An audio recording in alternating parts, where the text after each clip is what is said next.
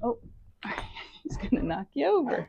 Hi, this is Linda, and I'm going to talk collars. This is a basic snap plastic with a dog's name and phone number on it. Those are pretty foolproof. They're not going to lose the tag. You don't have to hear the tag, and somebody can read the tag easily. These are, I think, a must-have. And this is the kind of collar I use for walking most dogs. It's called a martingale. When they pull, it tightens all the way around their neck. So you adjust it so that when you can pull it gently, those two metal things don't touch. You can see those two metal things. It's still a plastic connection. And just a FYI, I have used one that has a metal clasp, and one time it came loose when the dog pulled and came off. And so that one is in the trash. I'm not using metal connectors anymore, just the plastic ones. And if this side one breaks off, throw it away. Get yourself a new one. They're 10, 12 bucks, maybe 8 even.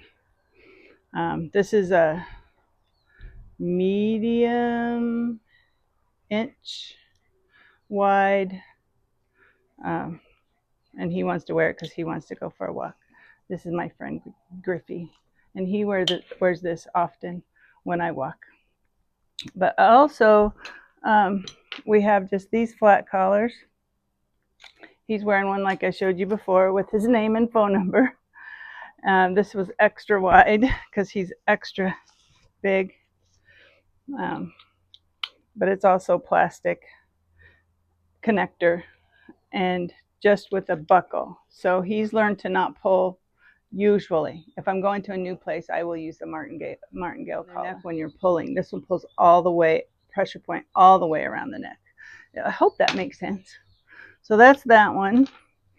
You can use something like a halty. It's like a horse halter. It goes around their nose, like a muzzle, and then it buckles. You probably can't see him because he's too far away now. And then it buckles over the top of their head. And that one is nice because it is like a halter, where you can keep a hold of their nose. The only thing is, a lot of dogs are pretty averse to the pressure on their nose, so you have to work with them. Some dogs a couple of weeks, some dogs just a couple of sessions till they become okay with wearing that. And that's just a training collar. I won't use it all the time. I will just use it for training the not pulling on a leash, or if I'm in a new environment and they need to learn to keep looking back at me, and they tend to want to sniff or pull toward other dogs. So that's a halty. A harness, and they put their head in. This is a pet safe. I think it's a balance harness is what they call it. Um, and it snaps all the way around like a horse. So you got a girth, and then you got a handle too, so that you can guide them with this handle if you need to, if you're going through a big crowded area. He thinks he's going somewhere. I just love it. It also has a connection on the under their chest. Come here. You're wiggling the camera. Um, a connection. Let me take this out. A connection on the chest with a martingale type tightener. So this one helps direct them back towards you if they take off running. This isn't necessarily a training harness, but it's safe if you have a dog that tends to pull uh, toward things they're excited about. So you can direct their body back to face you and do something else or go somewhere else. That's really, really important in the training part, is get away from what's bothering them until you can train them to enjoy being around it. Another one, and it's just a little, uh, This is an easy walk. They're super, super common. I used to use them all the time, but I do find these can interfere with their shoulders quite a bit. This guy's way too big for this little medium harness. It has a buckle in front. So if I were to put this on him, which he seems to really want to do, he's a funny boy. I probably need to switch around. So the color goes on the top of their body. And then the front buckle here is where you hook your leash. But I find these interfere with shoulder movement. So I only like to use these if I'm going on a walk and not a run, and it's short. This does help you also guide them back to you so you can redirect them and go on your walk in another area and get away from those things that are bothering your dog. So that's pretty much what I have used or used. I do have a sensation harness, and I do like these. They don't have any more, they only have one buckle. So you put it around their head. This also is for a much smaller dog. And then this buckles underneath their girth, and the leash hooks here underneath their chest. So those are nicer because the way they're set up, they're a little higher on the shoulder, but they still do interfere a little bit. But I will use those also for training. Those also guide them back to you so you can get them out of the way and take them to a place where they can handle the whatever's going on. So that's what I use. I don't use prong collars. I don't find them necessary for training. I do see a lot of people use prong collars and the dogs still pull. So that's a dog feeling pain and moving forward. So he is that pain. He could be associating that pain with what he's seeing, and that's causing more anxiety. So that's something to think about too, because we don't want them to have more anxiety while they're looking at things on the leash. We want the leash to not cause them anxiety. We want it to be comfortable and them to feel safe in it.